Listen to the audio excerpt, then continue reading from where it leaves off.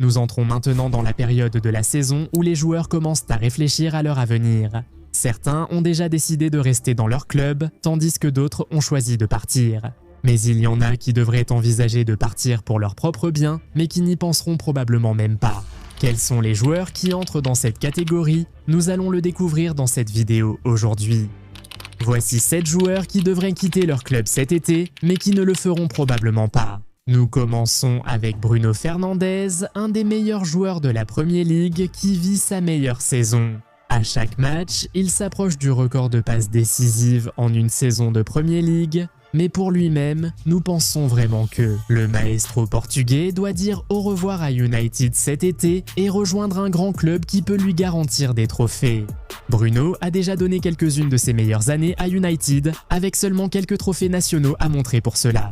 Un joueur de son calibre mérite de se battre pour les plus grands trophées, saison après saison, c'est pourquoi il doit partir. Le fait que Bruno Fernandes n'ait jamais gagné de titre de champion dans sa carrière, c'est fou. S'il était dans un grand club, il serait probablement à juste titre considéré comme l'un des meilleurs joueurs du monde, mais à United, il n'obtiendra jamais ce respect. Il a maintenant 31 ans, ce qui veut dire qu'il ne lui reste plus beaucoup de temps, mais il n'est pas trop tard pour partir et accomplir quelque chose dans sa carrière. Regardez Harry Kane lorsqu'il s'apprêtait à quitter les Spurs pour le Bayern Munich en 2023 à 30 ans. Beaucoup lui ont déconseillé, mais voyez-le aujourd'hui. Il gagne des trophées, il s'amuse et il reçoit maintenant la reconnaissance méritée comme l'un des meilleurs joueurs du monde. Cela pourrait être Bruno la saison prochaine, mais la réalité est qu'il ne quitterait probablement pas Manchester United. On dirait qu'il va mener United à une place dans le top 4 cette saison. Donc il penserait probablement à les ramener en Ligue des Champions la saison prochaine. Leur renouveau sous Michael Carrick le motive sans doute à rester, mais il vaudrait peut-être mieux pour lui de partir. Il vaudrait peut-être aussi mieux pour Vini Junior de quitter le Real Madrid cet été. Il fait des merveilles là-bas, sans aucun doute, mais il pourrait être plus bénéfique pour lui de partir pour plusieurs raisons.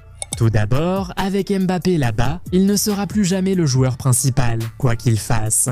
Il ne sera jamais considéré pour le Ballon d'Or, il ne sera jamais le joueur le mieux payé du club, et il ne sera tout simplement jamais le visage de la franchise. Au mieux, il jouera les seconds rôles derrière Mbappé, mais il mérite sans doute mieux.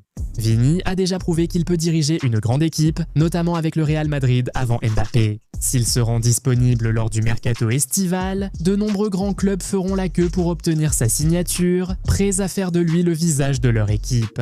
En plus de cela, il est victime de racisme en Espagne depuis bien trop longtemps, et rien ne laisse penser que cela va s'arrêter de sitôt. Peut-être devrait-il songer à partir à l'étranger et repartir de zéro, mais il ne le ferait sans doute pas.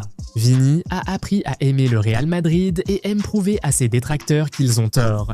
Donc toutes les insultes qu'il reçoit vont probablement le motiver à rester et à continuer de les faire taire. Bref.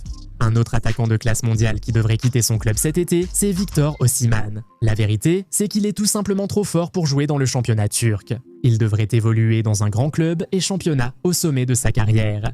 Et étant donné qu'il a 27 ans en ce moment, il est important qu'il fasse ce transfert le plus tôt possible.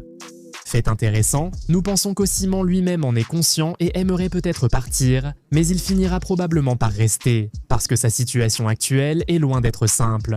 Juste l'été dernier, Galatasaray a payé 75 millions d'euros pour le recruter, faisant de lui le joueur le plus cher de l'histoire de la Ligue turque.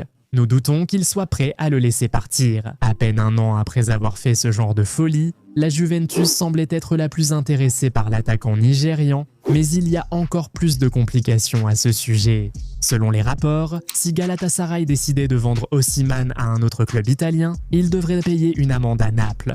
Les géants turcs ne voudront sûrement pas traverser tout cela. Donc, même s'il est assez évident qu'Osimhen doit quitter son club cet été pour son propre bien, il semble qu'il ne le fera pas. Et en parlant de club italien, Raphaël Leao bien sûr est toujours à l'AC Milan, mais nous pensons qu'il doit partir cet été. C'est un joueur de haut niveau avec le potentiel de devenir un des meilleurs, mais il n'atteindra pas ce statut à Milan. Ce dont il a besoin, c'est d'un transfert en Liga ou en Premier League cet été. Il a 26 ans, donc ce sont ses meilleures années. Il doit faire attention à ne pas les gâcher. Mais soyons honnêtes, la probabilité qu'il parte cet été semble faible. Il adore Milan et il semble apprécier sa nouvelle vie d'attaquant cette saison. Le retour de l'AC Milan en Ligue des Champions. La saison prochaine sera même une motivation supplémentaire pour lui de rester au moins une année de plus. Même s'il décidait de partir, ce serait assez difficile. Il a un contrat jusqu'en 2028 et sa clause libératoire de 175 millions d'euros est tout simplement ridicule. Nous ne sommes pas sûrs qu'il y ait beaucoup de clubs prêts à payer même la moitié de ce montant pour Léo en ce moment. Donc, même s'il doit partir au plus vite, il semble vraiment qu'il va finir par rester. Un autre ailier attaquant hybride qui mérite d'être sur cette liste est Gabriel Martinelli. Il a toujours tout ce qu'il faut pour être un excellent ailier, mais il n'aura ni la chance ni la reconnaissance qu'il mérite à Arsenal. Cette saison, il n'a été titulaire que lors de 13 matchs en championnat et en Ligue des Champions, tandis que Leandro Trossard continue d'obtenir plus de temps de jeu malgré des performances inférieures à celles de Martinelli. Le Brésilien est le 6e meilleur buteur de la Ligue des Champions cette saison et n'a pas marqué lors d'un seul match de la compétition. À ce jour, Martinelli n'a été titulaire que dans la moitié des matchs de championnat d'Arsenal. L'aile gauche d'Arsenal devrait lui revenir. Mais rien que cette saison, Arteta a aligné Trossard, Eze et Noni Madueke à la place du Brésilien à différentes occasions. Martinelli devrait partir pour avoir plus d'opportunités, mais il ne le fera sans doute pas.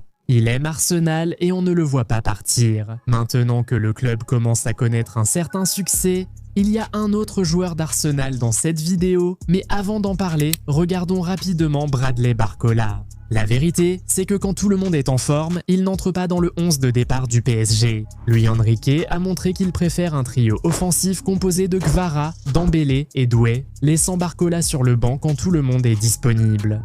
Barcola a montré qu'il mérite d'être plus qu'une simple option de remplacement, il devrait être dans une équipe où il est prioritaire toute la saison.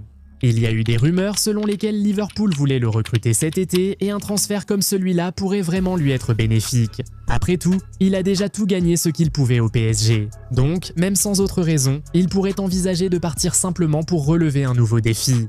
Mais un international français né en France qui joue pour le plus grand club du pays, oui, on doute vraiment qu'il pense sérieusement à quitter le PSG à ce stade de sa carrière.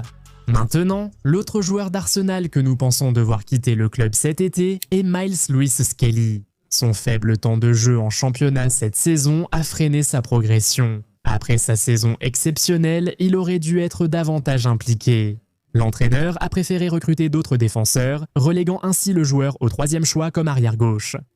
Encore plus fou, MLS pourrait aussi jouer milieu défensif et a des qualités que Zubamendi n'a pas, comme une capacité d'élite à porter le ballon. Mais Arteta a refusé de le faire tourner à ce poste. MLS n'a débuté qu'un seul match de Premier League cette saison et ses espoirs de participer à la Coupe du Monde cet été se sont pratiquement évaporés. Avec Calafiori et Hincapié tous deux devant lui au poste d'arrière-gauche et Arteta qui refuse de l'utiliser au milieu de terrain. Nous pensons qu'il serait dans le meilleur intérêt de Luis Skelly de quitter le club cet été et de rejoindre un club qui peut lui garantir du temps de jeu significatif et assurer sa progression en tant que joueur. Mais nous doutons qu'il finisse par partir. On parle d'un gamin qui est à Arsenal depuis l'âge de 8 ans. Son rêve c'est de réussir dans ce club, donc on pense qu'il voudra faire preuve d'un peu plus de patience. Ce serait aussi plus facile pour sa famille, ses amis et même l'entraîneur de le convaincre de rester. Donc un transfert pourrait finalement ne pas avoir lieu cet été. De toute façon, pour chacun de ces gars, il faudra juste attendre et voir ce qui va vraiment se passer. Tu penses qu'il y en a un qui partira vraiment à la fin de la saison? Qui ce sera?